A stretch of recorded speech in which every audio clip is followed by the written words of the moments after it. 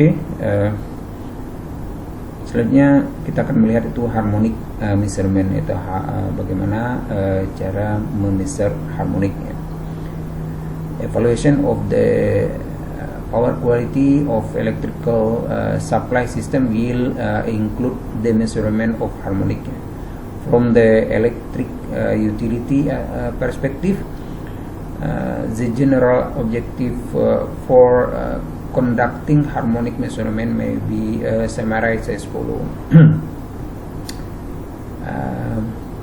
One is to verify the order and magnitude of harmonic current at the substation at a remote location where customer harmonic source may be affecting neighboring installation. Second, to determine the resultant waveform distortion expressed in the term of the spectral analysis. The third, to assess the possibility of network resonance that may increase harmonic distortion level, particularly at or near capacitor bank. Next is to gather the necessary information to provide guidance to customer in controlling harmonic level within acceptable limit.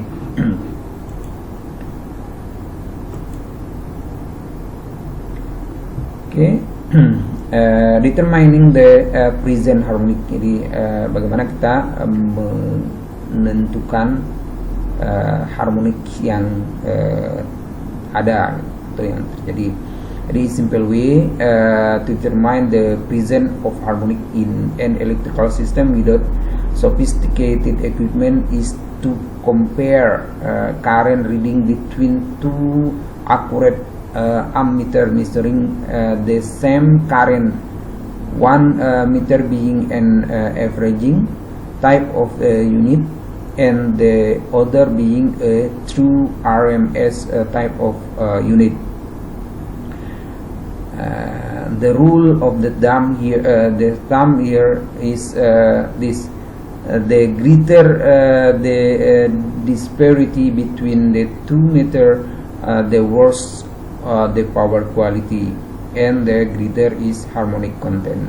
Di cara menentukan yang paling mudah yaitu kita gunakan dua instrumen, yaitu yang pertama adalah itu instrumen untuk mengukur arus. Yang pertama adalah yang menentukan rata-rata dia atau averaging. Kemudian yang kedua adalah true RMS dia. Jadi kita lihat perbedaan hasil pengukuran dia. Kalau semakin besar perbedaan dia, maka akan semakin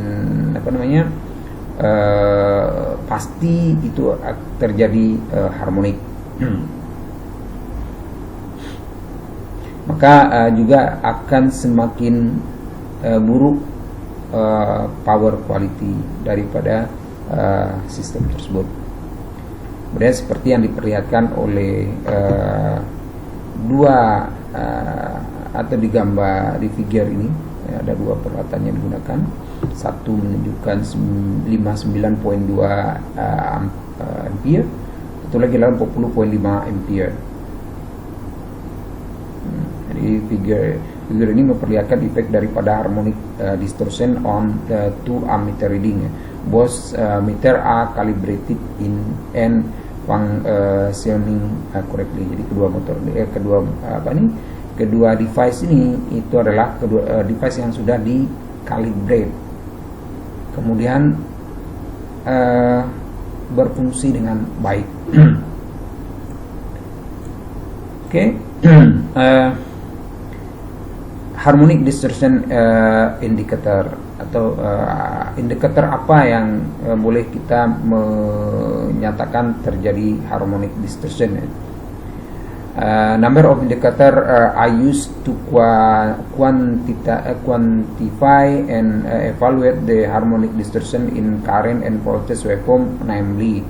Jadi ada indikator-indikator yang kita boleh gunakan untuk menentukan atau mengevaluasi secara kuantitas terjadi harmonic distortion pada arus atau voltage, itu bisa kita gunakan adalah RMS value, crash factor, atau harmonic spectrum. These indicators are indispensable in determining any necessary corrective action. Kemudian pertama kita lihat RMS current measurement with harmonic. Jadi when the current of a single frequency is present in a system, one can use the measured values in ohm law and power calculation. However, when the current of more than one frequency are present, direct addition of the current values lead to a sum value that doesn't correctly represent the total effect of the multiple current. Instead, one need to add the current in a manner known as the root mean square summation. The equation for the RMS addition of the current is follow. Jadi kita menentukan current kalau ada harmonic itu adalah total harmonic distortion dia. Dari total harmonic distortion square root dari total harmonic distortion dari masing-masing komponen harmonik tersebut. Ya, seperti formula ini, IRMS equal to square root I1 square plus I2 square plus I3 square plus till IN square. Okay. Jadi I2, I3 and until IN is the harmonic number, and I1 is the fundamental. Okay, that is the formula that we use. Okay.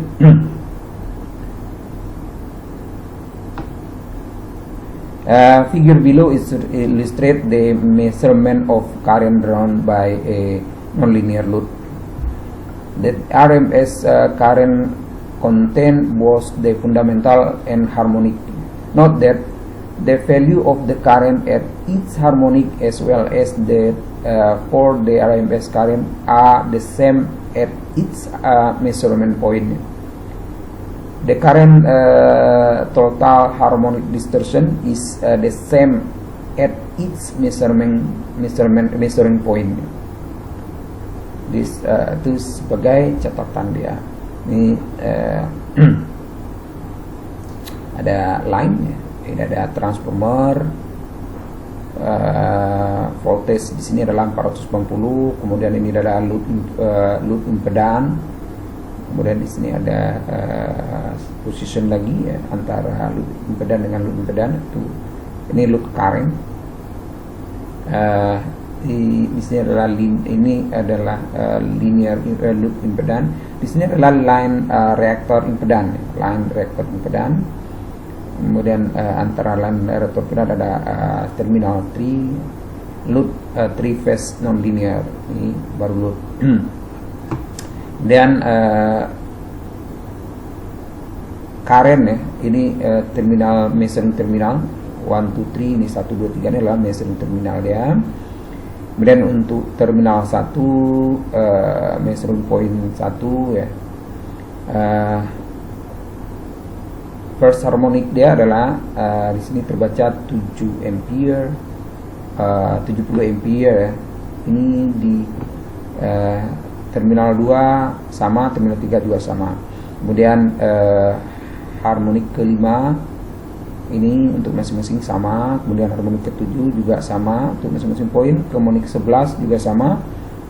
Distortion RMS ini untuk masing-masing poin juga sama.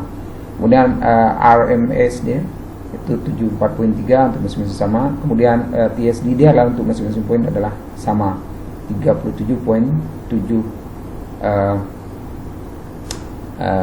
persen. Oke.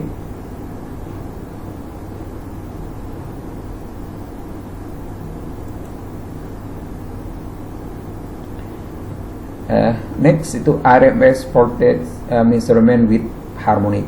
Jadi mengukur RMS voltage yang mengandungi harmonik. Di gambar di bawah ini atau figure di bawah ini itu mengilustrasikan bagaimana satu sistem electrical yang yang mensupply nonlinear load dan kita memeset di 3 poin seperti untuk current sebelumnya.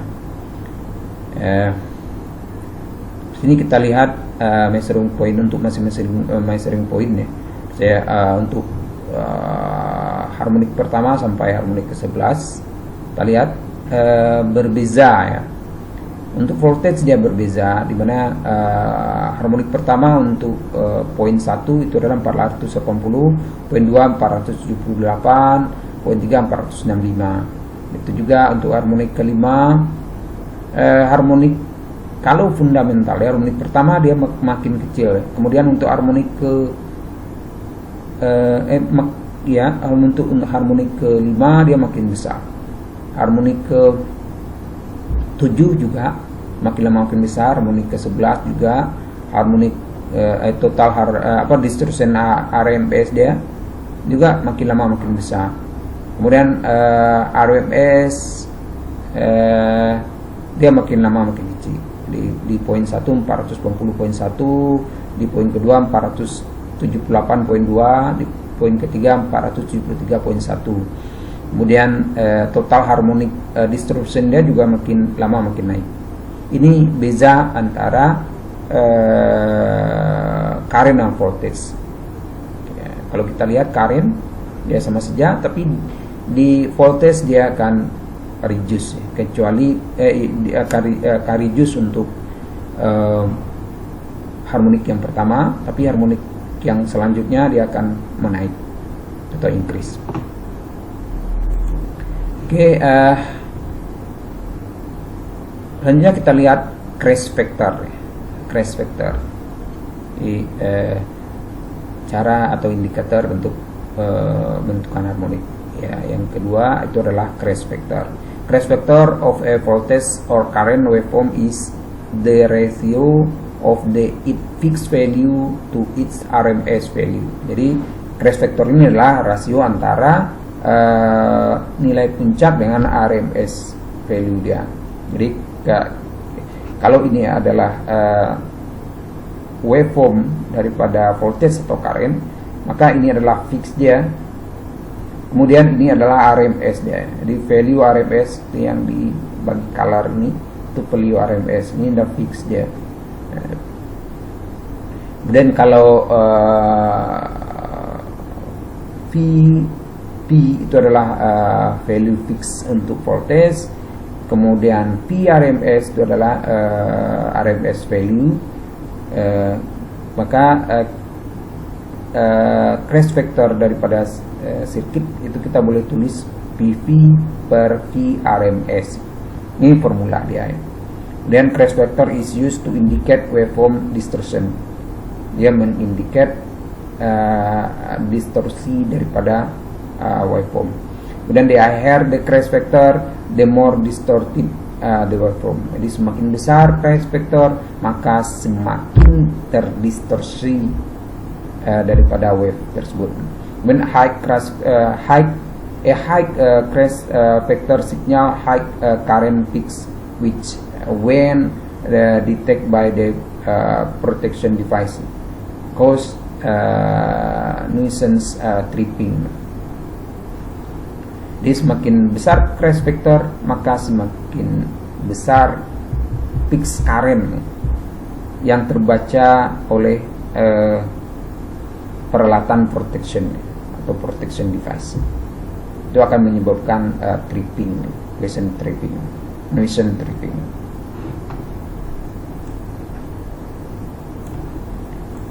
Oke, sebagai contoh, work example, figure below show current waveform for two different loop. one sinusoidal, the blue trace, and one non-sinusoidal, the red trace. Given they both have an RMS current of 5 ampere, calculate the crash factor of each. Di sini ada dua sinyal, ada yang blue, kalau yang biru ini adalah exactly sinusoidal, tidak terjadi distortion. Yang merah ini tidak sinusoidal atau non sinusoidal. Oke. Solution dia, kalau kita lihat di sini, karena sinusoidal current waveform ya, maka fix dia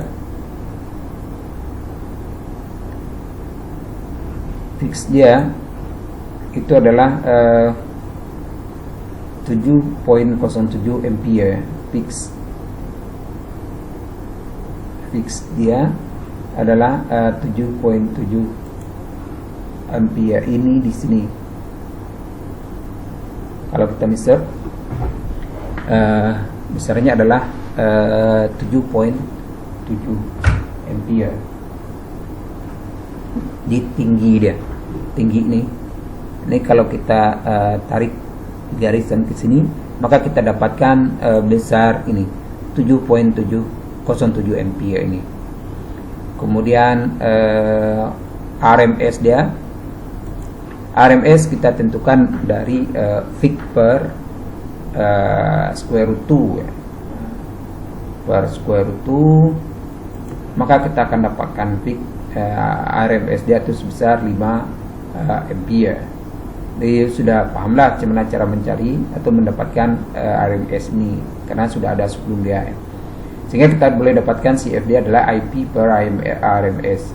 Jadi kita dapatkanlah 1.414 CF dia. Kemudian non sinusoidal current waveform. Kita lihat di sini untuk fix dia itu melebihi ya, lebih dari 20, itu sekitar 21.21. Ini kalau kita measure benar, itu akan kita dapatkanlah 21.21. Kemudian IRMS itu 5 ya, 5 ampere. Maka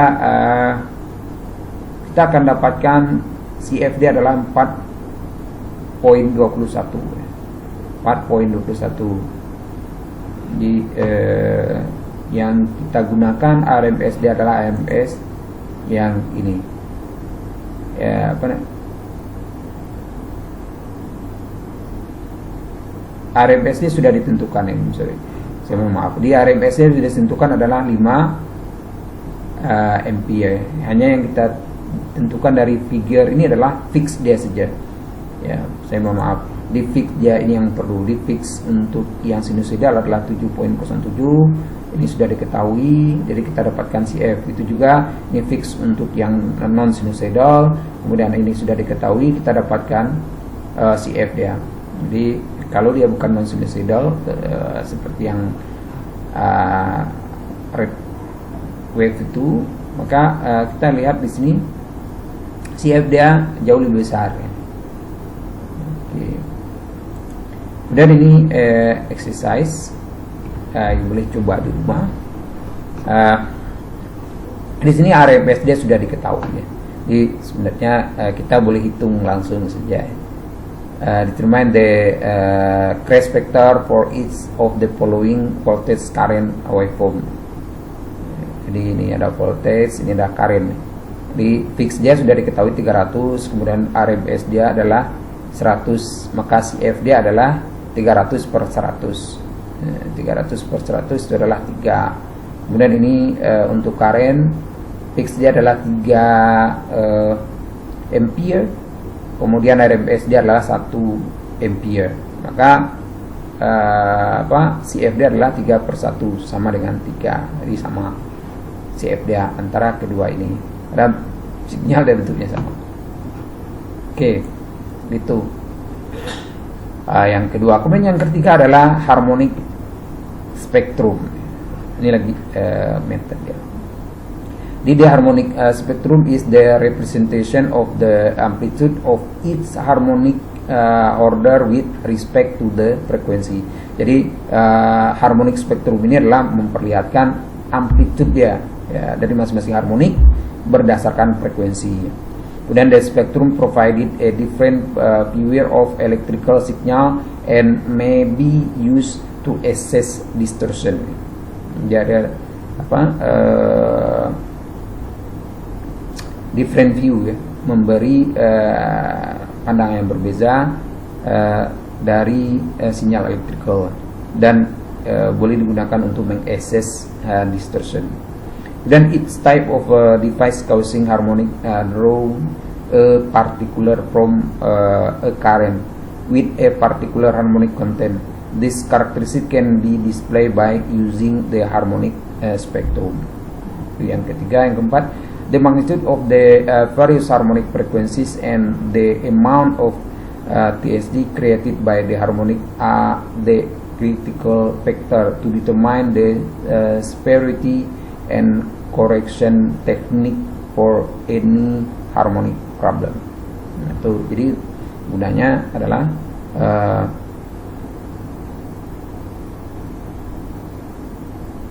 di magnitude dari berbagai harmonik ya, frekuensi dan total harmonic distortion dia atau TSD itu adalah critical factor ya, untuk menentukan severity and correction technique for harmonic problem. Jadi bagaimana menentukan correction factor yang mana yang terbaik, itu akan kita akan digunakan selanjutnya TSD ini. Kemudian the current TSD I disimbolkan dengan TSDI. Kalau itu adalah untuk current, total harmonic distortion untuk current. Value indicate the level of the distortion of the current wave. Nah, di value dia itu menentukan atau mengindikasikan ya seberapa buruknya distortion dari current waveform. Begitu juga untuk THDV, itu total harmonic distortion voltage, itu mengindikasikan seberapa distortionnya waveform, voltage waveform. Oke. Itu untuk harmonic spectrum. Oke. Kita lihat itu yang I ya. Pertama dia adalah current total harmonic distortion atau THDI. To identify the load causing the disturbance, the current TSD must be measured on the incomer and the outgoers of the different circuit. Jadi TSD itu harus di measure pada incomer dia, kemudian outgoer dia, atau masuk dia, keluaran dia dari satu sirkuit.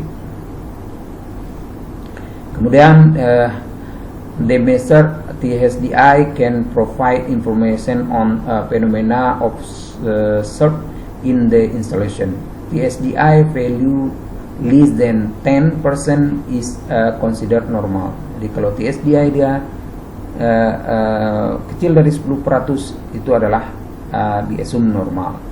There is virtually no risk of equipment malfunction. Jadi tidak akan menyebabkan terjadinya malfunction pada equipment. Kemudian THDI value between 10% and 50%. Jadi kalau dia THDI itu antara 10% sampai 50%, indicate significant harmonic distortion. Jadi dia ini memperlihatkan bahwa sirkuit kita atau sistem kita adalah mengalami harmonik yang signifikan. With temperature rise may be occur, boleh meningkatkan temperature rise, mean cable and source must be oversized. Jadi sehingga kabel kita harus oversize dan peralatan-peralatan kita. Kenapa? Karena panas. Kemudian TSDI values higher. Kalau dia TSDI dia lebih besar daripada 50%, itu mengindikasikan high harmonic distortion. Jadi akan menyebabkan equipment malfunction. Kan memerlukan analisis yang lebih dalam.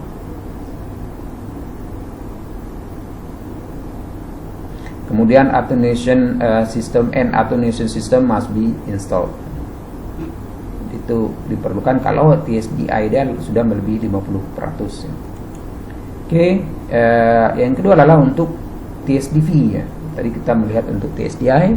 Next kita lihat adalah TSDV. Then the measured TSDV can provide information on phenomena observed in the installation.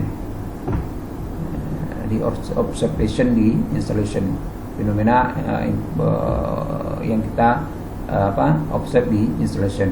A TSDV value of less than 5% is considered normal.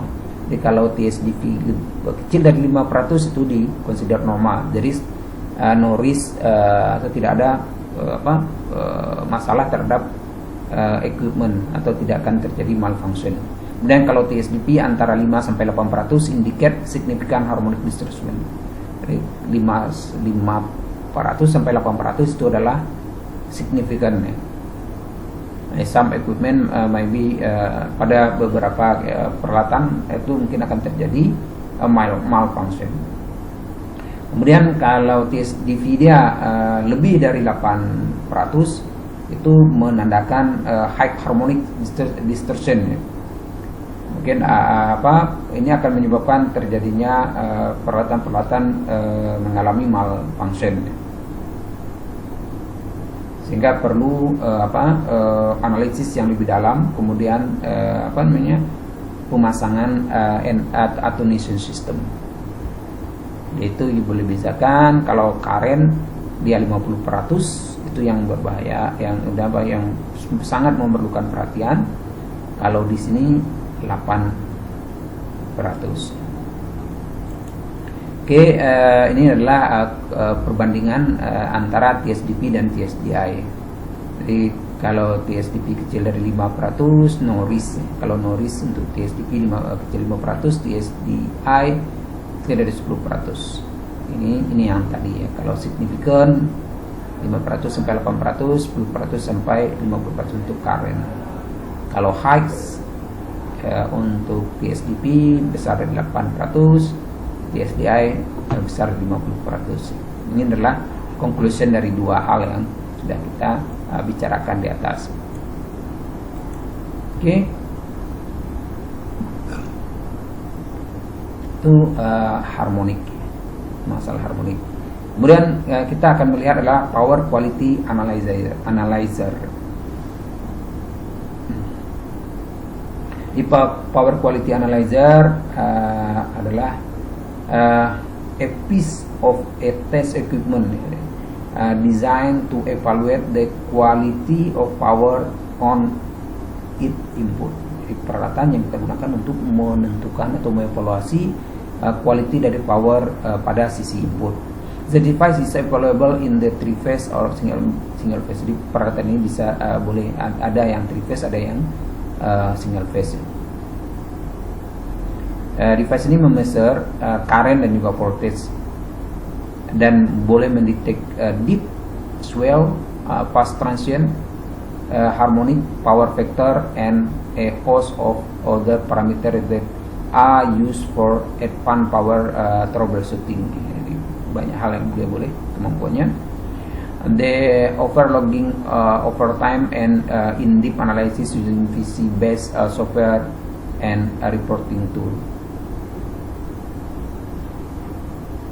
Jadi juga boleh untuk logging overtime. Itu device dia, power quality analyzer. Tentunya adalah Flux 438 2 atau power quality analyzer. Untuk dia. Kemudian the menu screen yang ada di flux 34 tadi ya, 34 ini 348 atau 345, itu boleh kita lihat dia ada beberapa, ini seperti di sini tampilan dia ya, dia ada juga on off dia ya. Kemudian kita boleh di sini memilih logger function, kemudian menu elo logging several system parameter including voltage, ampere, energy, CF, variant caused by hard distortion. Boleh dibaca di sini. Ini adalah flux 435 menu screen. Kemudian kita selanjutnya adalah kita akan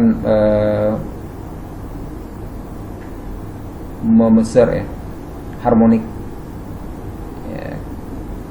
di sini harmonic measurement using a PQA, power quality analyzer. Jadi kita memeser harmonic measurement. Jadi Bapak memeser harmonik dengan menggunakan power quality analyzer. Di bentuk dia inilah power quality analyzer. Jadi ini adalah peralatan yang sangat efektif ya. Yang secara detail boleh memeser harmonik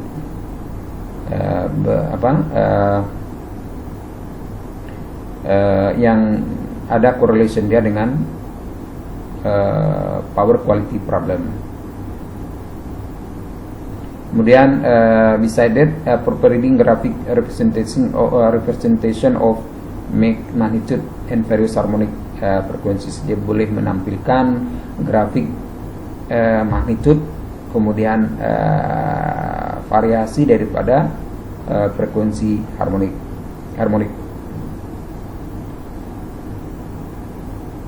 Kemudian PQA ini juga boleh menentukan atau menghitung exact level of HD ya. Di level sebenar daripada hard distortion pada beberapa frekuensi. Jadi ini visualize daripada PQA atau power quality analyzer.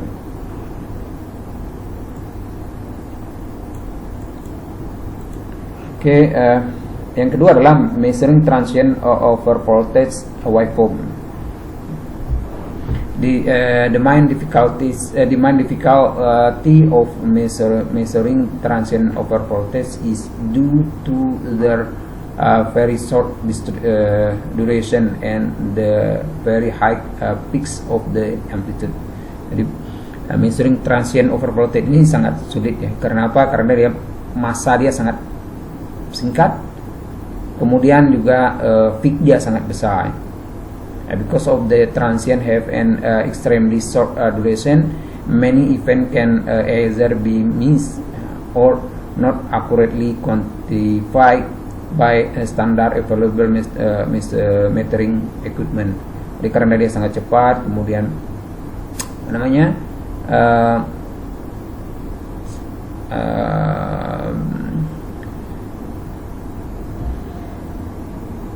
dan ya sangat ekstrim cepat ya, sehingga kalau kita mengukur dengan peralatan yang biasa itu akan kehilangan beberapa parameter yang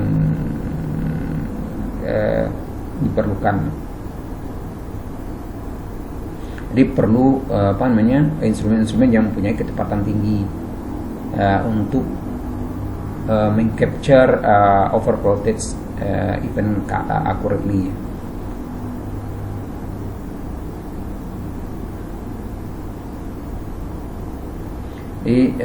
Paling minimal the voltage transient monitoring instrument should have sufficient resolution to detect and record a transient over voltage true amplitude and duration. Jadi harus mempunyai kemampuan measure transient amplitude dia, kemudian duration. Jadi harus mampu memeser amplitude dan duration. Sekaligus dengan makna waktu, berapa lamanya event itu terjadi. Oke.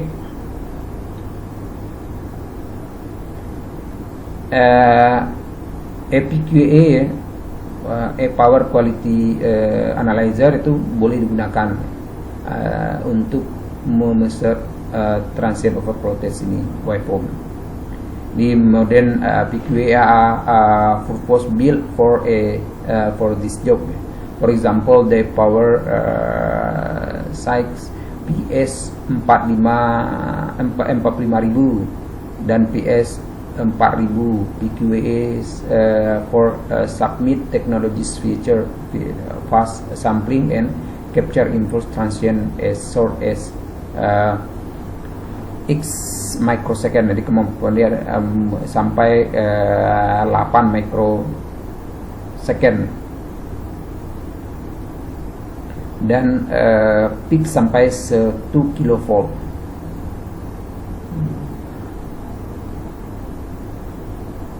Jadi when the trigger, the analyzer will give a snapshot of the voltage and current waveform at the precise time and disturbance. This allow you to see the waveform during transient. Jadi misalnya ini di sini adalah terjadinya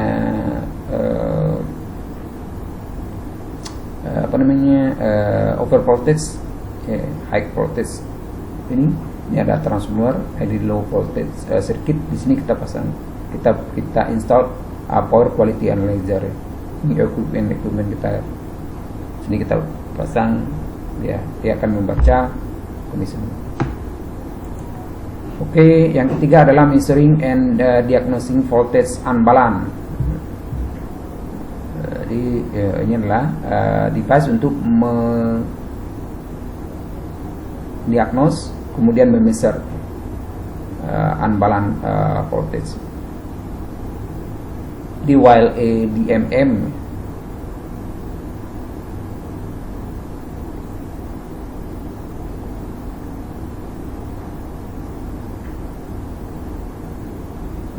DMM and some quick calculating can be used for averaging voltage reading.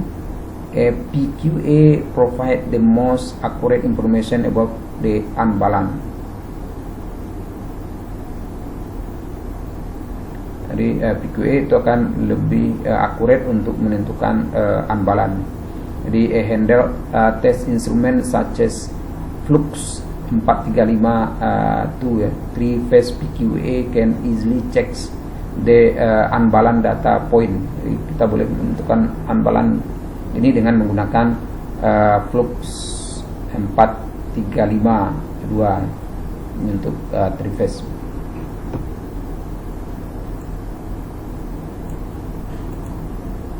Dan ini picture showing a technician hooking a flux 435 PQA voltage measuring lead and flexible current probe to the surface supplying the motor. Ini ini adalah penggunaan daripada flux 435 tersebut untuk mengecek unbalance.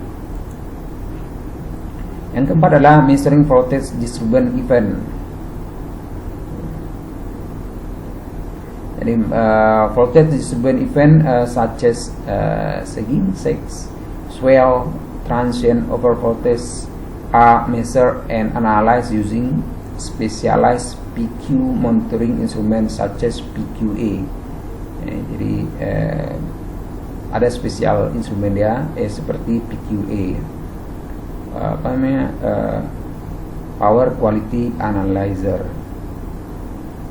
The analysis for a voltage disturbance event can be roughly grouped into two categories. Jadi kita boleh group ya menjadi dua grup. Pertama adalah detection proses untuk mendetection, kemudian yang kedua adalah proses classification. Jadi ada dua tersebut. It is kalau detection process, it is designed to identify the occurrences of event and trigger the corresponding automation and protection mechanism. Itu untuk detection process. Kemudian classification process is mainly used to identify the type of event according to the different properties of PQ disturbance. Jadi yang kedua ini adalah untuk mengidentify type daripada event berdasarkan perbezaan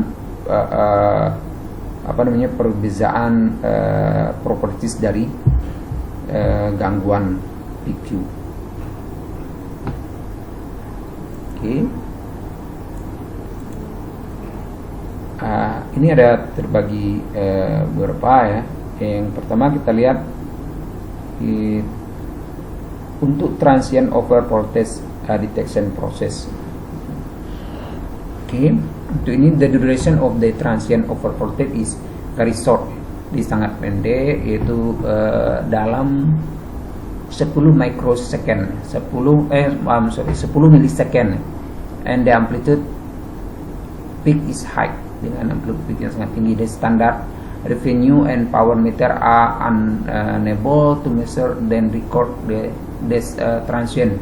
In order to detect and record the transient, is necessary to use high quality digital PQS with a high sampling rate. Kita perlu PQA yang high sampling, kemudian high quality with a sampling rate. Itu sampling rate dia adalah 20k Hz ya. Dan capture transient from 50 microsecond. Jadi dia boleh mengcapture dengan kecepatan nih 50 microsecond. To capture impulse transient, the meter must be able to sample at rate of 2 mHz, to make 2 MHz. Jadi untuk mengcapture-nya perlu kecepatan sampling adalah 2 MHz. Jadi ada 33.333 sampel per cycle ya, sangat cepat. And then transient over voltage itu didetect by triggering on the abnormality over improvement. Jadi berdasarkan triggering yang abnormal yang terjadi dengan transient. For the transient, this could be the fixed magnitude, the rate of rise, or just the change in waveform from one cycle to the next.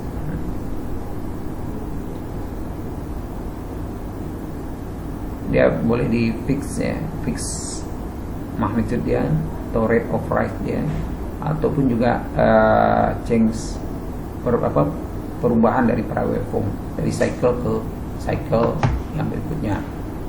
Ini kita lihat this type of event is detected. The measurement can record the peaks, values, fixed frequency, and point by point waveform according to the instrument sampling rate. Jadi sedikit aja terjadi perubahan di sini, dia boleh baca gitu. Sini jadi pada poin ini di start dia baca, dia trigger, kemudian fix dia baca. Ini adalah sinyal. Dia boleh baca sampling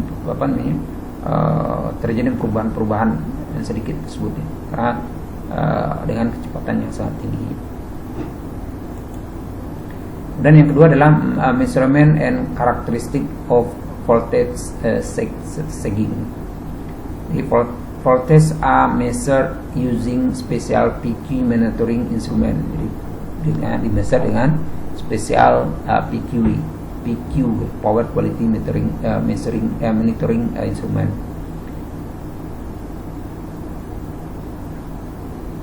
Jadi instrumen ini harus dikonfigurasi dengan sagging threshold voltage.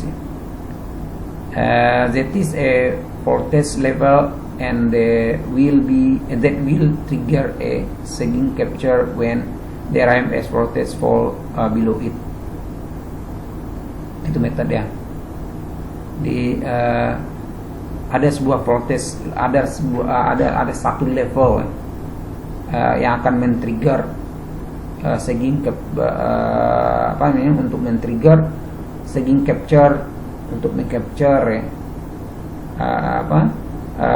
kondisi tersebut pada saat RMS voltage jatuh di bawah ya. Nah, the magnitude of the voltage sagging is calculated from the RMS voltage. Jadi voltage sagging itu di magnitude dia ditentukan atau dikalkulat dari RMS voltage yang ditentukan di atas. Kemudian the RMS voltage over a window of a cycle computed as follow. Jadi kita menghitung pada satu window. Kalau kita measure-nya itu adalah satu cycle ya, atau disebut satu window itu, maka kita boleh gunakan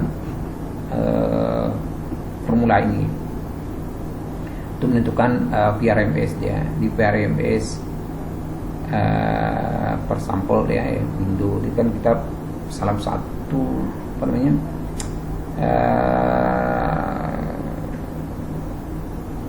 satu part satu kolom tertentu itu kita sebut sebagai satu window dia.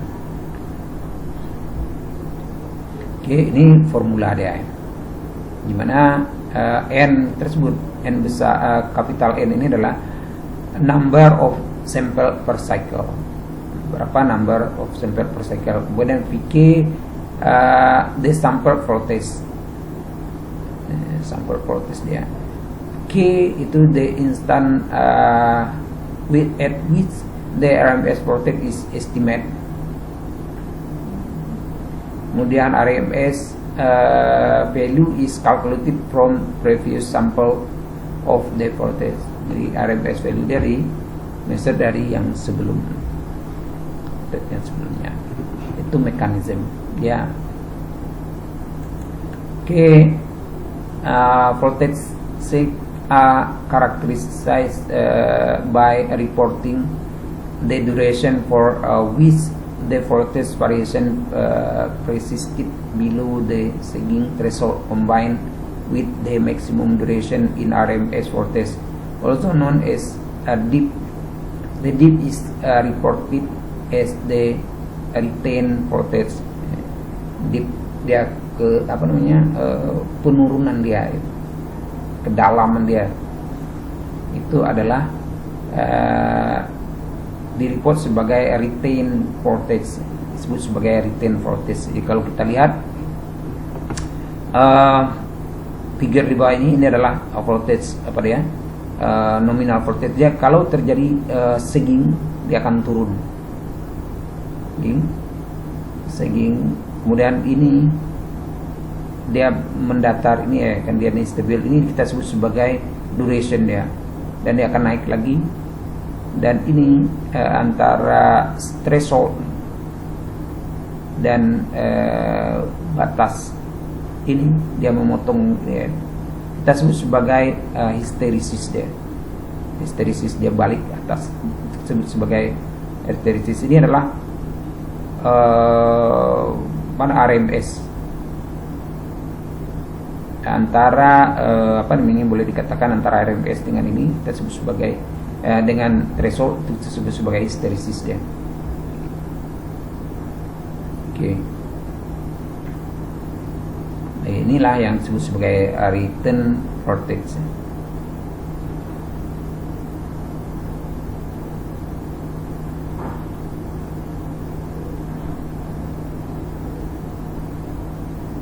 Ini untuk report daripada staging ini itu adalah dari written voltage ini, kemudian juga duration dia, seberapa lama ini kan duration dia dari sini sampai sini, duration dia itu yang diperlukan sebagai report ya. Yang ketiga adalah classification process.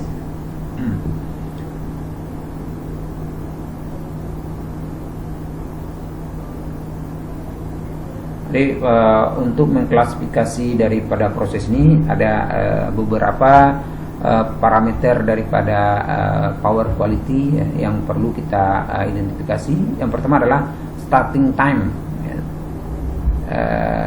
Itu adalah merupakan localization of event. Jadi starting time itu adalah untuk menentukan localization event. Kemudian ending time itulah localization event. Ini gunanya di ending localize di mana terjadinya. Jadi ada starting point, ending point. Itu localization event. Kemudian duration of event, berapa lama duration event dia, berapa lama durasi dia. Kemudian variation dia, bagaimana variation dia. Dia ada 4 parameter yang perlu kita identify. Kapan dia terjadi, kapan dia berakhir, kemudian berapa duration dia, kemudian bagaimana variation dia.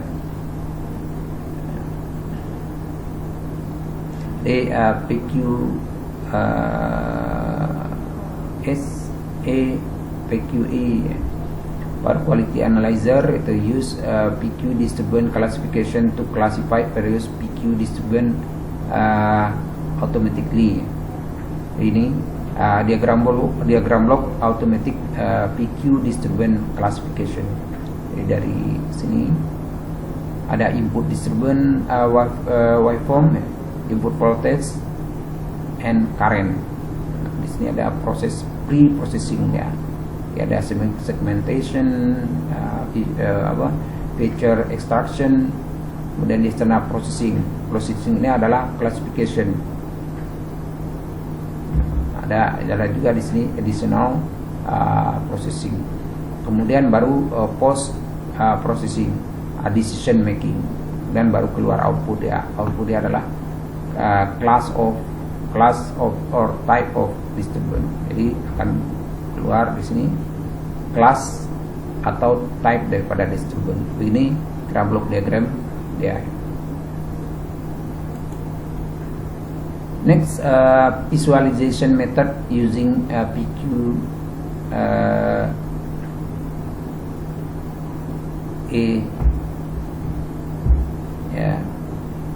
rather than just logging the facts that a power disturbance took place. A PQ meter can accurately capture and present the PQ event in different way to the user. Several methods of visualization are available to present the information in different format to the user, including waveform display, then time plot, event time line, vector display, magnitude event duration plot. Ini ada 2, ada CBMA, kemudian IC. Yang keenam adalah equipment susceptibility curve. Jadi kalau magnitude itu ada dari 2 CBMA kemudian ITT. Oke, kita akan lihat satu persatu. Ini nih waveform display. Waveform display makes it easy to understand distortion condition. Jadi dengan ini kalau dengan memperlihatkan waveform ya, maka kita akan mudah mengerti terjadi distorsi atau tidak.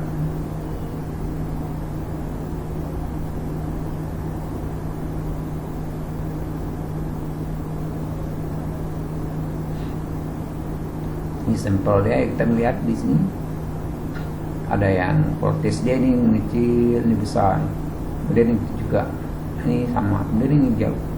Ini adalah beberapa hal yang terjadi, distortion yang terjadi. Ini ya voltage sagging ya.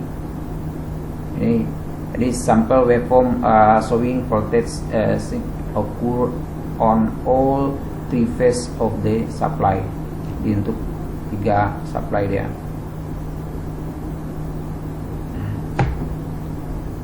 Ini ada 3 ya.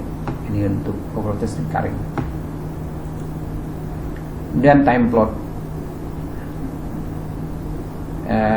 A time plot display the trend of the recorded data as well as a change in the voltage or current RMS value, harmonic and many other parameter. Jadi kalau time plot kita bisa melihat perubahan dari RMS value baik dari voltage ataupun dari current. Kemudian harmonik dia, kemudian juga beberapa parameter lainnya. Jadi recording data over a prolonged period can help isolate when they were infrequent transient occur, helping identify a root causes ringing from the nearby lightning strike to the switching of load. Jadi ini juga membantu kita untuk mengisolate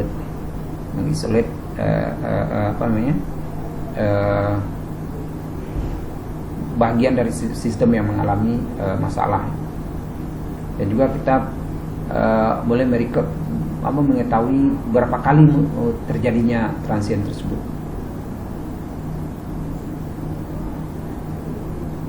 Kemudian lighting strike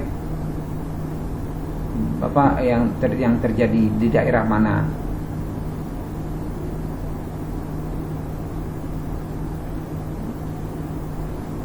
Itu juga boleh diketahui dengan time plot ini.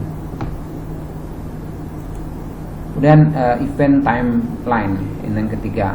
Event timeline display a timeline of the succession of peak event.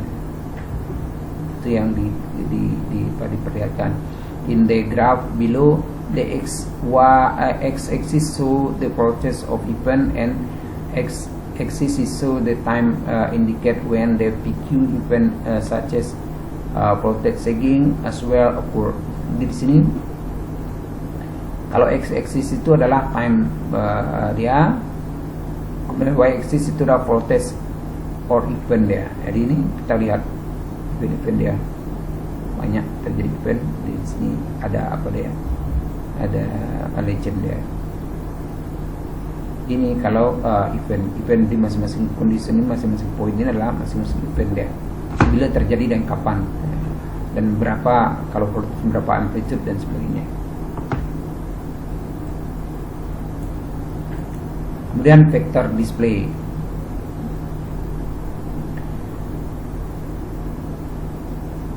This display the voltage and current vector for each phase, as well as RMS value and phase angle as numerical values. Jadi di sini vector display ini akan memperlihatkan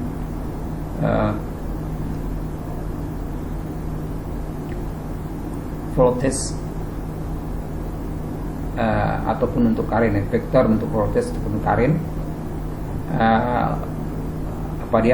phase angle dia ya, kemudian juga RMS value dia, kemudian phase angle secara numerical values. Itu akan diperlihatkan oleh device ini. Kemudian di magnitude duration plot. Ini magnitude duration plot. The magnitude duration plot is an often used to show the quality of the supply at a certain location, or the average quality of the supply a number of location. Jadi kita lihat kalau magnitude duration plot ini seperti ini. Jadi magnitude dia. Kalau kita lihat ini event pertama, kedua, ketiga, empat, dan selanjutnya. Jadi ini kita lihat apa dia ini 100% turun menjadi 50%. Itu dia. Kalau ini berkisar di sini saja. Tapi kalau ini dia menaik, lihat ini menurun ke sini. Jadi figure showing sagging of different origin and in a magnitude duration plot. Bentuk dia ini duration dia, kemudian ini adalah voltage magnitude dia. Dalam yang event ke-6 ini dia sekitar 50%, tapi area apa dia duration dia pendek ini ya. Lihat duration dia dari di bawah dibeli, kalau dimisal ke bawah ini kita boleh tahu. Oke.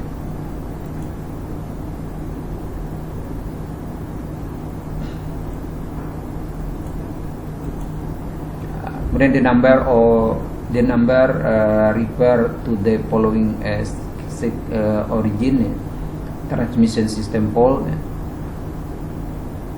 remote distribution system fault, local distribution system fault, starting and large motor, short interruption, fuse. Ini hal-hal yang ini itu adalah merefer kepada sagging problem. Kemudian next kita lihat adalah CBMA. CBMA sebelumnya saya sudah beritahu apa itu CBMA ya. CBMA curve scatter plot. Jadi ini ya apa dia? Scatter apa dia? Curve dia ya. Jadi BEMA curve is one of the most frequently employed power acceptability curve. Jadi ini adalah untuk power acceptability curve. It was developed by the Computer Business Equipment Manufacturer Association atau CBAME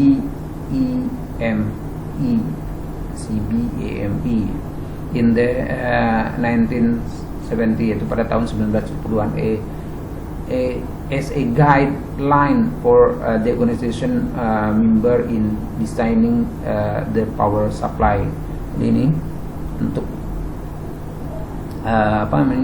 guidance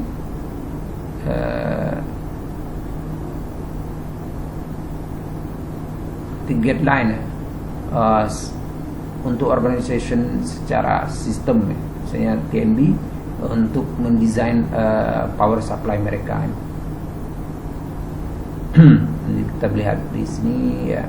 Misalnya ini adalah duration in cycle at 60 Hz in second. Duration terjadinya perubahan. Kalau misalnya ini adalah lack of stored energy in some manufacture equipment.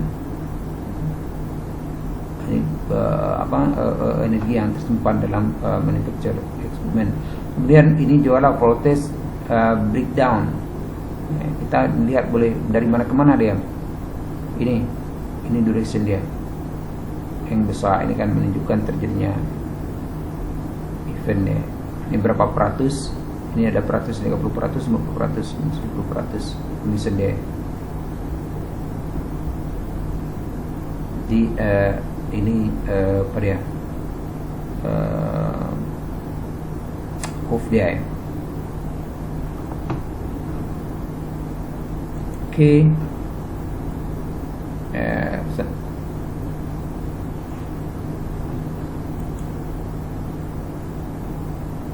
Ya, ini juga CBMA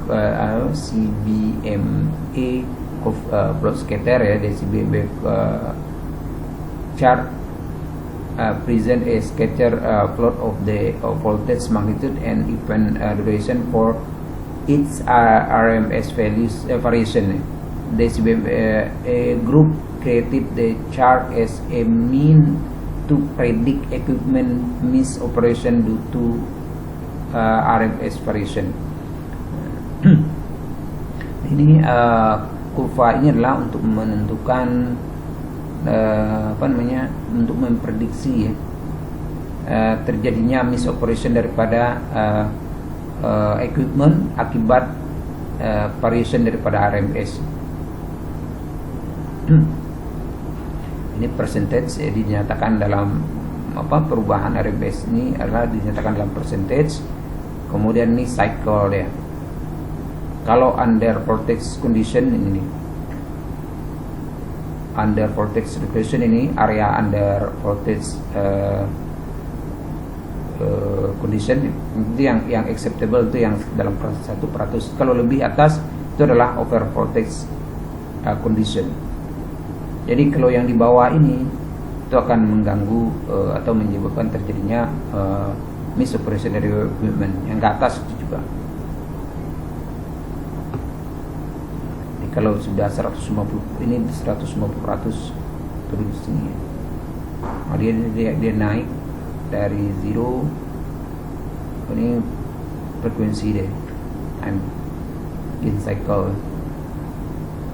You see, ini adalah yang 100% itu ya, itu yang adalah RMS yang standar ya.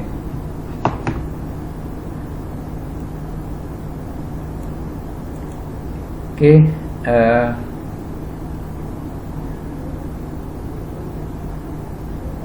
the horizontal axis represent the duration of the event. Di horizontal axis dia menunjukkan representation duration of event. Kemudian the ordinate atau vertical axis indicate the presence of the voltage applied to the power circuit.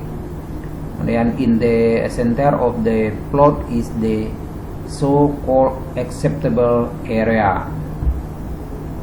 Voltage values above the envelope of the supposed to cause the malfunction, such as insulation failure, over excitation, and over voltage strip. Voltage below the envelope are assumed to cause the load to drop out due to the lack of energy. Then if the supply voltage stays within the acceptable power area, then the sensitive equipment will operate well. Jadi kalau dalam dalam envelope, dalam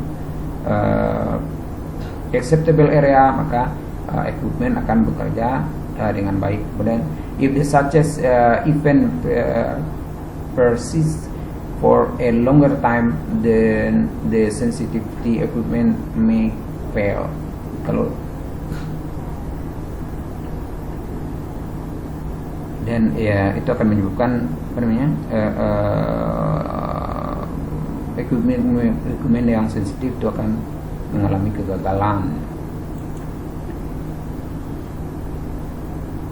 Kemudian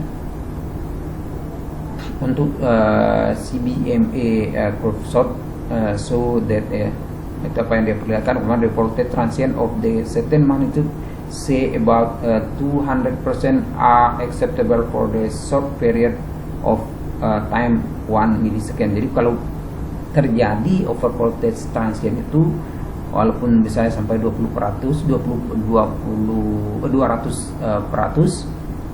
kalau dia hanya 1 millisecond itu adalah acceptable atau dibolehkan. Kemudian the same transient with a duration half cycle atau setengah cycle atau 8.33 millisecond will already cause malfunction. Dia akan menyebabkan terjadi malfunction kalau transient adalah setengah cycle atau 8.33 millisecond. The voltage level below nominal. Kalau voltage level di bawah nominal juga acceptable, provided they do not drop below the magnitude and duration indicated by the curve. Asalkan dia tidak terlalu atau tidak di bawah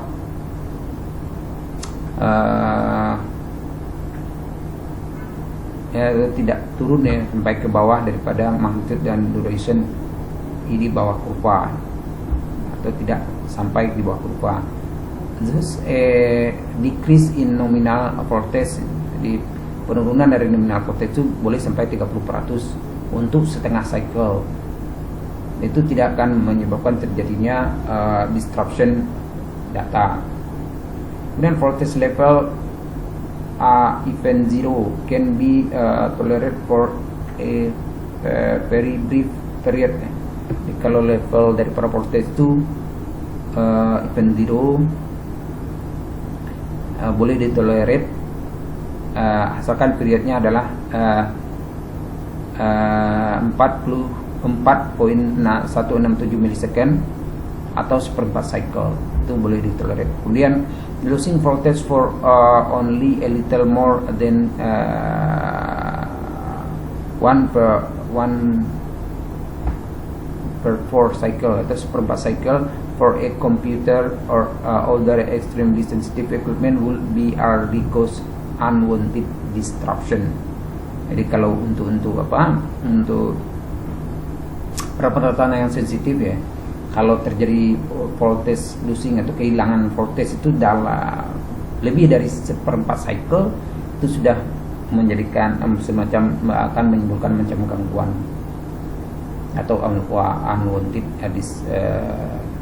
disruption. Kemudian the magnitude duration plot in the figure below illustrate the minimum voltage present during the event and the duration of the event, time in cycle that voltage was out of the threshold.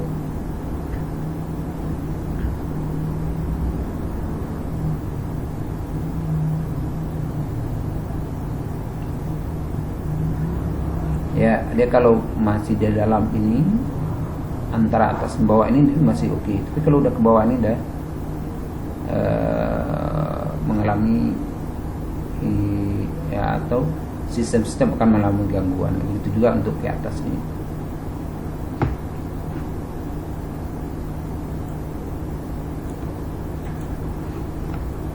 Kemudian kita lihat IT curve scatter plot.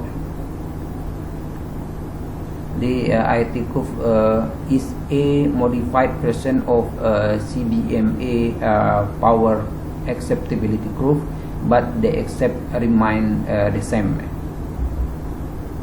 It was developed by a working group of the CBMA, which later changed its name to be Information Technology Industry Council, ITIC. Itu pada tahun 1994. Ini ya, kalau kita lihat ini adalah prohibited region dia di sini. Ini adalah voltage tolerant dia, envelope. Ini area yang ini.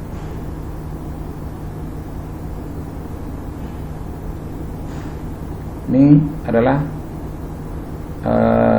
no interruption in function region. Ini area-area ini. Kalau area ini yang di bawah ini adalah no damage region. Jadi akan tidak terjadi damage region. Kalau yang ini dia. Kalau ini begini sampai sini dia tidak no interruption function region ini sampai ke sini, asalkan dia tidak melebihi ini ya. Tapi kalau ini sampai yang ini, yang atas ini ya,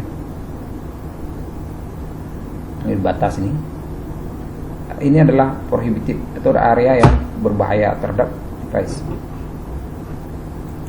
Ini penjelasan dia. This horizontal axis of the ITIC curve represent the duration of the event.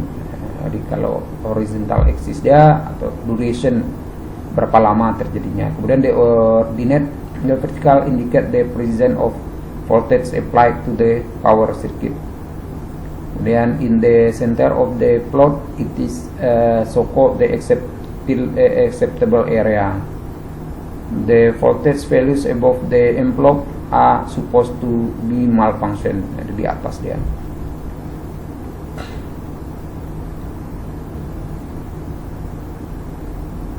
Kemudian voltage below the envelope are assumed to be cause the load drop. Jadi kalau di bawah dia juga load drop di bawah ini tadi. Ini center dia kan. Di bawah ini load drop lah, no damage ya, jelas no damage, tapi dia drop. Oke.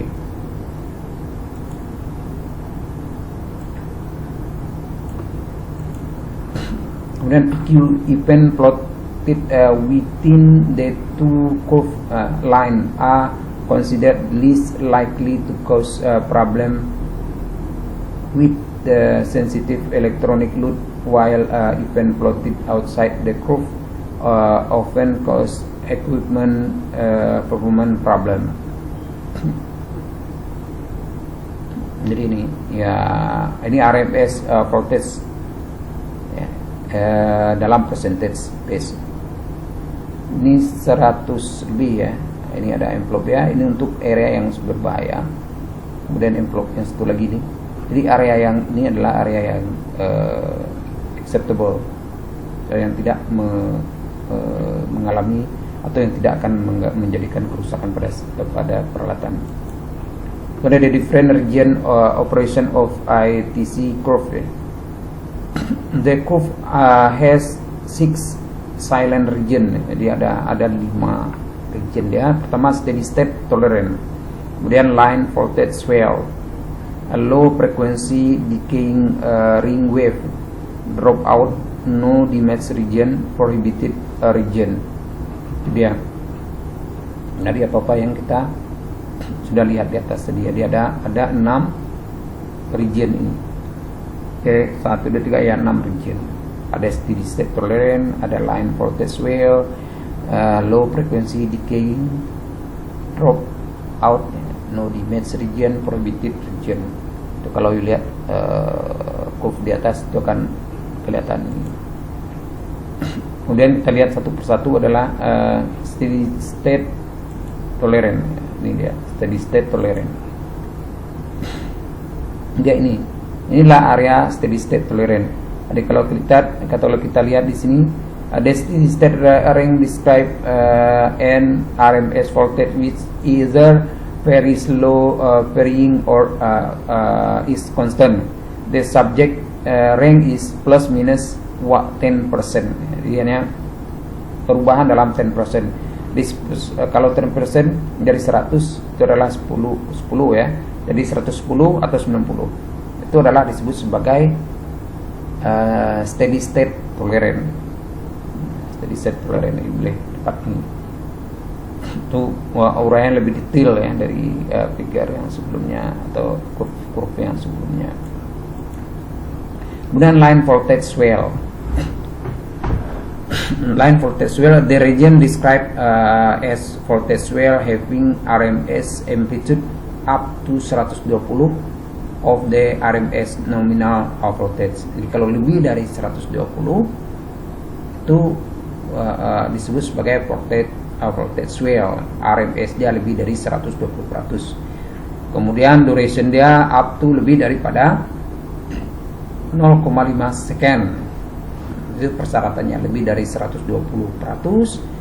Amplitude RMS amplitude dia, kemudian masa atau duration dia lebih dari 0,5 second. Kemudian swell are damaging while sec are disruptive. One can see that in the subcycle region from x.33 millisecond down to the 1 millisecond duration, the curve suggests that the equipment can withstand high voltage but only for every brief duration. Then looking at the region greater than X.33 millisecond voltage should not rise above 106% of nominal voltage and should not drop below 87% of the nominal voltage as well, or high voltage exertion above 106% will cause damage and overheating. Jadi kalau lebih dari 106% itu akan menyebabkan terjadi damage atau overheating. Jadi kalau kita lihat di sini, ini ada dia kurva dia. Damage inducing voltage, ini dia, ini area-area. Kemudian ini adalah acceptable power disturbance. Kemudian kondisi ini adalah equipment interrupt thing voltage sagging as recorded. Di sini akan terjadi voltage sagging karena di bawah ini area. Ini seperti apa yang diceritakan di ini adalah memperlihatkan apa yang diceritakan sebelumnya. Next, low frequency decaying ring wave. This region described as a decaying ring wave transient, which typically result from the connection of power factor correction capacitor to an AC distribution system. Itu efeknya. Kita lihat di sini,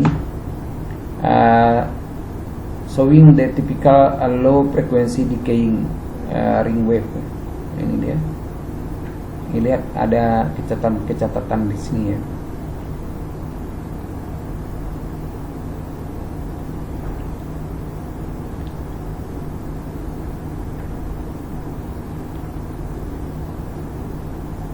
Tidak yang sangat kecil, tidak yang kecil di sini.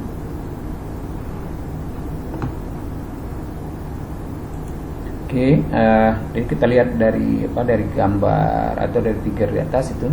The frequency of this transient may be range, di frekuensi dari transient adalah dari 200 Hz sampai 5 kHz ya. Tergantung daripada resonan frekuensi dari AC distribution system. Kemudian magnitude transient dia adalah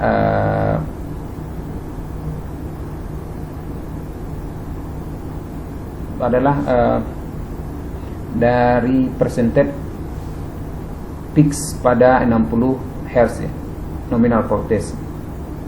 Jadi tidak dalam bentuk RMS value. Kemudian transient itu di assume completely decay by the end of the half cycle with it occur. Kemudian the transient is assumed to occur near the peaks of the nominal voltage waveform. Dan the amplitude of the transient varies from the amplitude dia itu berubah dari 120 sampai 200 pada 200 Hz. Kemudian ring wave itu 200% for 5 kHz ring wave with a linear increase in amplitude with increasing frequency. Jadi penambahan dia atau increasing dia adalah secara linear. Jadi amplitude dia berubah secara linear dengan perubahan frekuensi.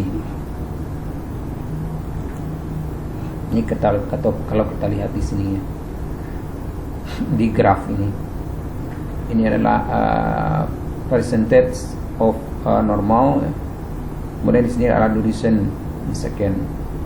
Kita lihat kalau event dia di sini atau event dia di sini itu adalah capacitor switching transient. Ini akibat capacitor switching transient.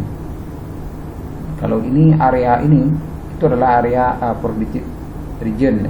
Kalau ini adalah area non damage region. Kalau ini area yang apa istilahnya tadi, yang toleran ya.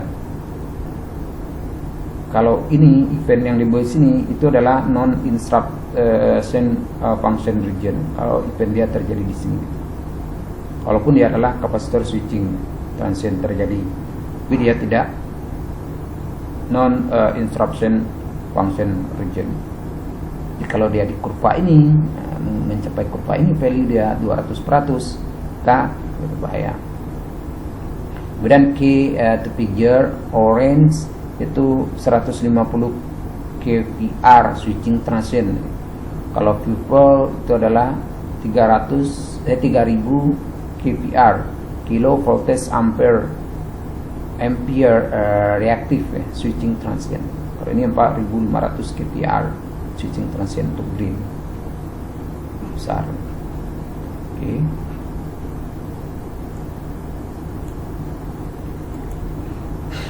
Transient, the transient associated with the switching 1500 kVAR, 3000 kVAR, dan 400 kVAR are plotted in Siboneyama kurva with color diamond. Kemudian the diamond at 0% voltage represent the initial voltage dips that occur upon closing of the vacuum contact, while the diamond near 200% nominal voltage are for the voltage of overshoot at system voltage attempt to the stabilize.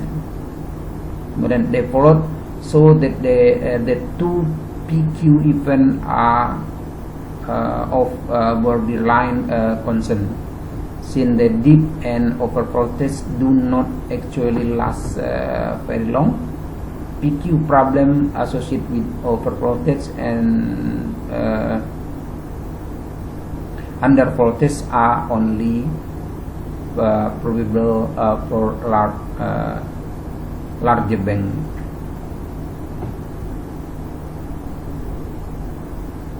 Jadi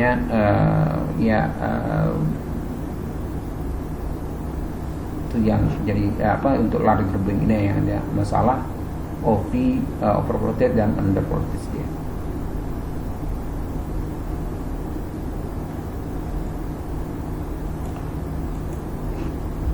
Drop out. A voltage drop out drop includes both several LMS voltage and sagging and complete interruption of the applied voltage, followed by the immediate reapplication of the nominal voltage. Jadi voltage drop itu dia. Ini disebut sebagai drop region. Drop region dia. Yang ini di bawah di bawah toleran dia, atau di bawah standar dia, di bawah 100%. The interruption may be last up to 20 millisecond, jadi lebih daripada 20 millisecond. This transient typically result from the occurrence and subsequent clearing of the fault in the AC distribution system. Jadi pada ini terjadinya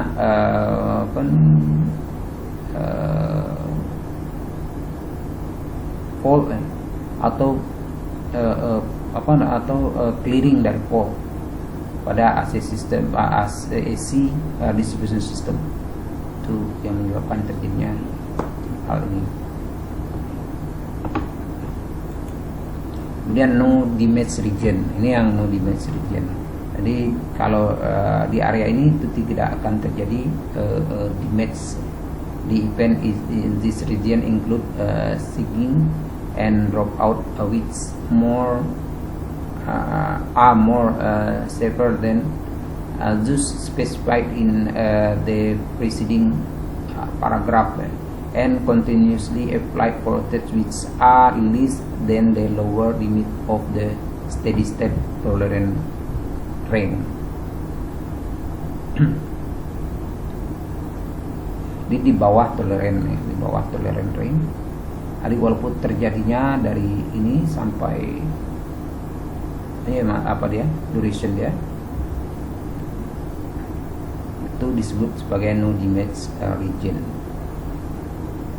Kemudian di sini adalah prohibited region, region yang berbahaya. Ya. Ini region yang berbahaya. This region include any source or swell which exceeded the upper limit of the upper envelope. Ya. If the ITE is subject to the such condition, damage to the ITE may result. Dia akan menyebabkan terjadinya damage kalau di area ini terjadinya event tersebut. Kalau event tersebut di area ini, maka dia akan menyebabkan terjadinya damage. Okay, the classification of RMS voltage variation is shown in the figure below as a plot of voltage again duration of the disturbance.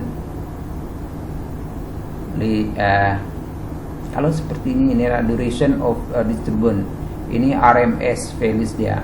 Kalau dia ini adalah 10% ya. Kalau di bawah 10%, di sini kalau duration dia sampai 1 milisecond, 1 menit sorry ya. Ini kalau sampai 1 menit itu disebut short interruption. Tapi kalau lebih dari 1 menit sampai ke atas itu disebut long interruption. Kalau dia ini terjadi interruption, dia adalah dari amplitude dia dari 10 sampai 90 dan lebih dari 1 menit, itu disebut dengan voltage dip. Ya, itu disebut sebagai voltage dip. Ya. Kemudian kalau di sini antara 90 sampai 110 itu adalah voltage change and fluctuation saja. Disebut dengan fluctuation atau fluctuation dia dalam toleran. Tapi kalau dia lebih dari 110 itu disebut sebagai voltage swell. Disebut sebagai voltage swell. Apakah masa dia 1 second ke 1 hour ke, itu disebut sebagai voltage swell kalau dia lebih dari 110 RMS dia. Dari 110 dari nominal. Kemudian semi curve scatter plot pada tahun 1998 di Semiconductor Equipment and Material International yang dipendek dengan SEMI group, PQ and Equipment Right Drew Task Force recommended that the SEMI standard F47 dia merekomendasi standar SEMI standard F47 to predict voltage sagging problem for semiconductor manufacturing equipment. Jadi untuk memprediksi terjadinya sagging problem untuk semiconductor manufacturing equipment. Figure below show that the typical semi curve scatter plot. Jadi event course semi ini event ya, yang warna kalau ini adalah ITC lower curve, yang color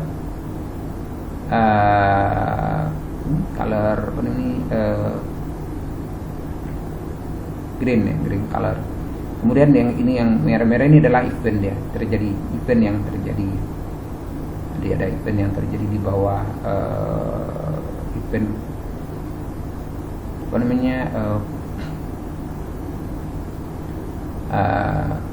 semi ya. Ini juga ada antara ITC dengan semi, kemudian dia di atas ITC. Jadi kita akan lihat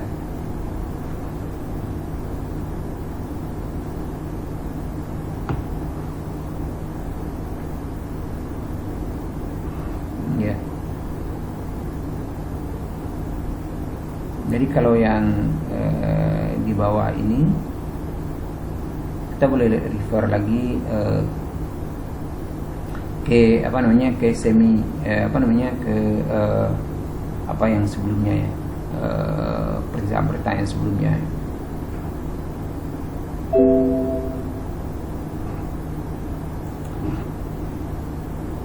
atau penjelasan dari kursus yang sebelumnya.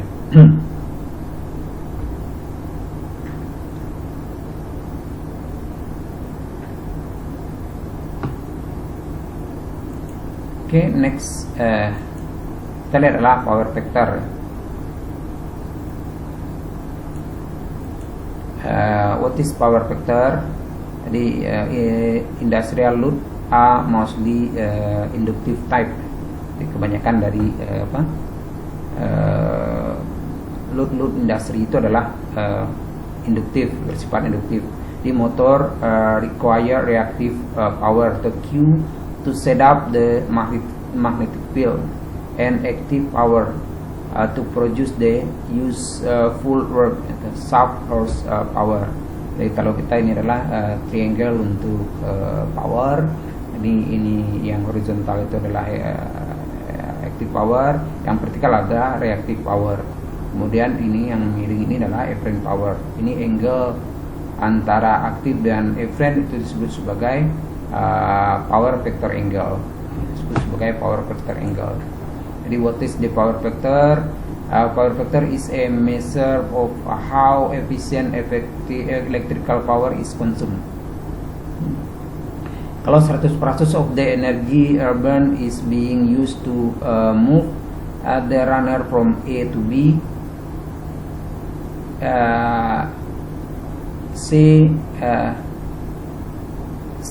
angle this 30 degrees only.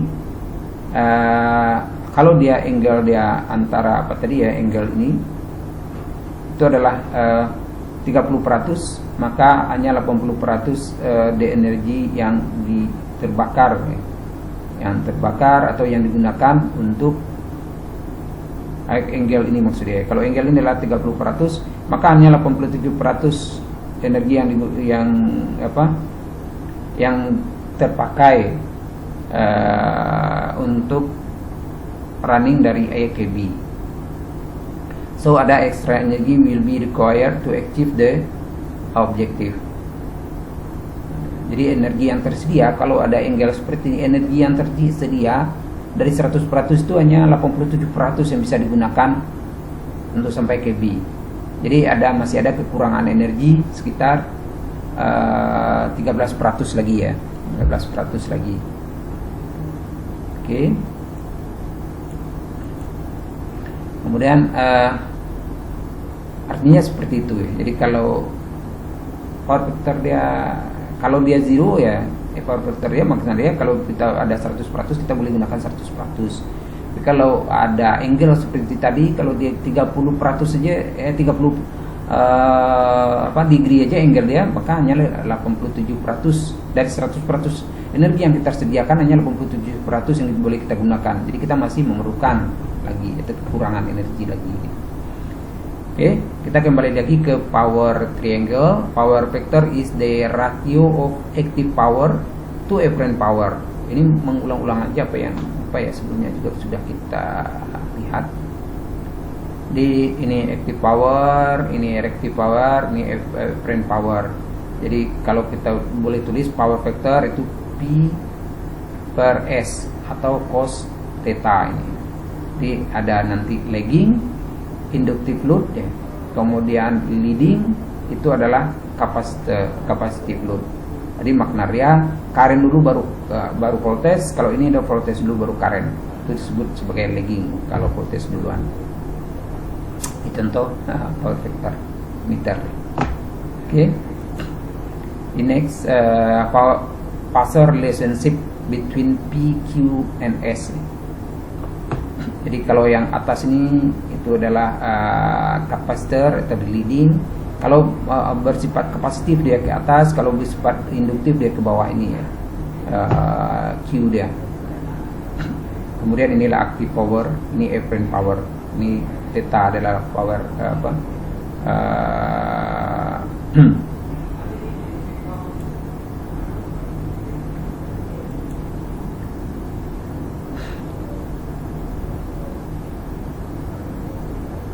power vector angle ya. Jadi ini adalah power vector angle dia theta. Kemudian power vector correction, jadi two way of improving the power vector. Jadi kenapa perlu kita ada correction ya, seperti tadi kalau power vector dia kecil ya, kita punya energi yang tersedia itu kita tidak boleh gunakan semuanya secara totally. Jadi perlu ada power vector correction untuk menyebabkan kita boleh menggunakan energi yang tersedia itu semaksimal mungkin. Jadi yang pertama ya ada dua metode. Yang pertama adalah reduce lagging reactive current demand of the load. Jadi untuk mereduce lagging reactive current daripada beban. Kemudian compensate lagging reactive current by supplying leading reactive current to the power system. PFC equipment might be capacitor, synchronous motor, or static power compensator. Itu dia power vector correction dia. Jadi ada dua cara, reduce lagging reactive current demand by load atau compensating reactive current lagging reactive current by supplying leading. Jadi kalau dia lagging di supplying dengan leading. Di power vector correction dia boleh bentuk kapasitor, synchronous motor atau static power compensator. Itu peralatan dia. Kemudian advantage power vector correction. Jadi apa keuntungan dari power vector correction itu power consumption reduce. Ya, kita lihat tadi ya kalau theta dia aja 30 degree hanya boleh digunakan hanya boleh digunakan 87%. Jadi kalau kita naik 100 maka akan harus lebih dari 100%. Mungkin 130 baru kita dapatkan 100. Jadi itu makna dia kalau power vector dia boleh dinaikkan jadi 1 atau unity, maka power consumption itu kita akan menjadi reduce. Electric bill also reduce. Jadi bill elektrik akan reduce, kemudian heating yang terjadi pada equipment juga reduce karena heating itu adalah akibat daripada reaktif ya, power. Kemudian increase equipment life ya kan transformer in distribution equipment I square R losses reduce. Kemudian extra KP availability from the existing supply. Reduction of voltage drop in the electrical system. Itu advantages dia. Dan power vector correction benefit of installing capacitor, supply reactive power required by inductive load.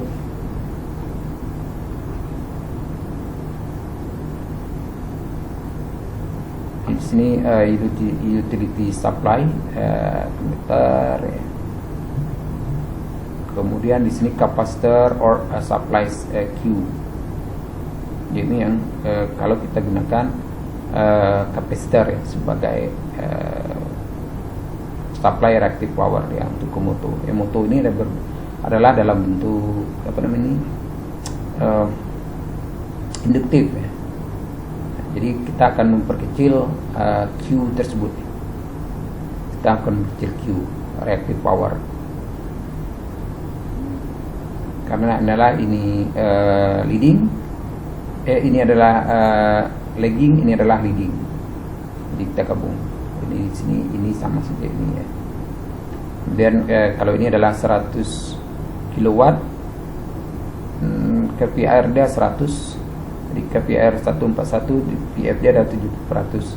Kalau ini 100, ini KPIR dia 75, kita boleh lihat KPIR 125, PF dia 80%.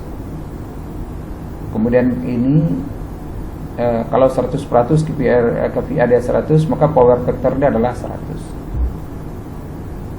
Makna dia ini langsung semua menjadi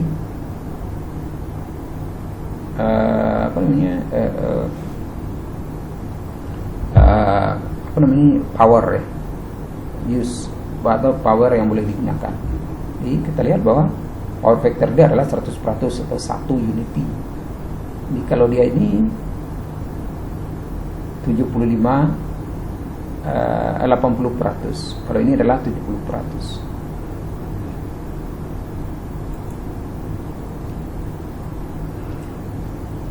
Oke, benefit of installing capacitor, reduce the power losses. Jadi power losses kita boleh gunakan formula ini untuk menghitung power losses dia. Jadi dalam strategi 1 minus original PF berapa, kemudian PF yang deserve PF berapa. Ini multiple 100%. Segitulah loss reduction yang boleh kita peroleh. Kemudian voltage rise dia. Ini kapasitor dia berapa, KPIR kapasitor dia, kemudian transformer percentage dia berapa, dibagi dengan kapasitor, dibagi dengan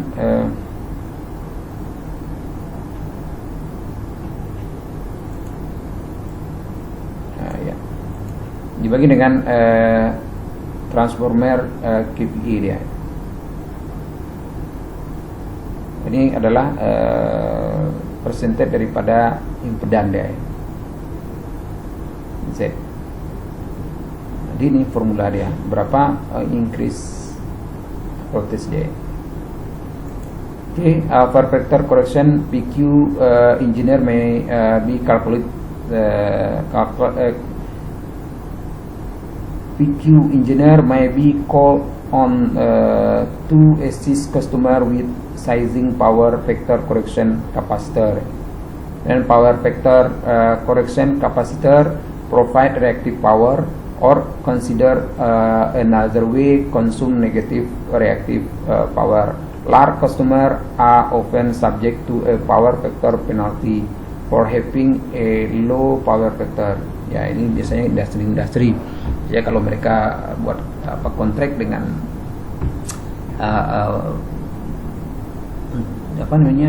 company yang mensupply electrical power, pasti ini akan dimasukkan dalam kontraknya. Jadi kalau power factor mereka rendah, maka itu akan memberi efek yang tidak baik terhadap company yang mensupply energi elektrik.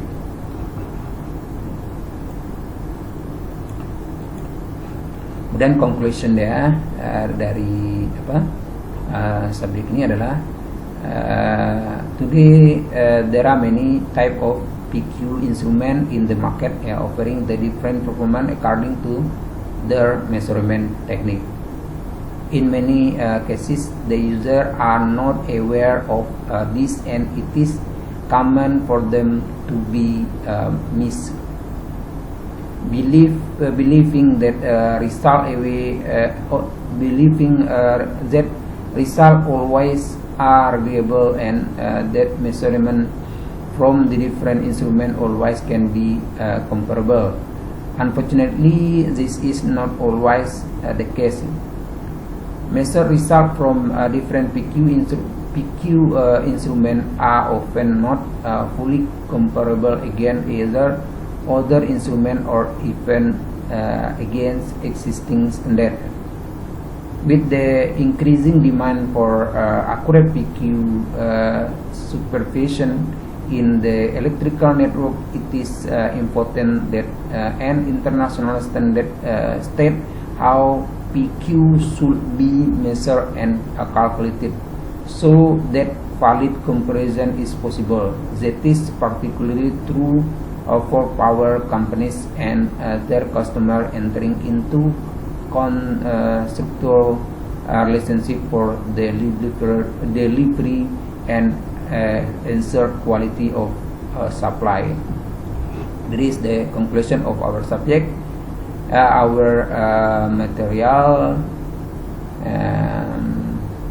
and saya harap you semua boleh baca dan boleh paham, dan silakan dipelajari lagi untuk lebih pahamnya.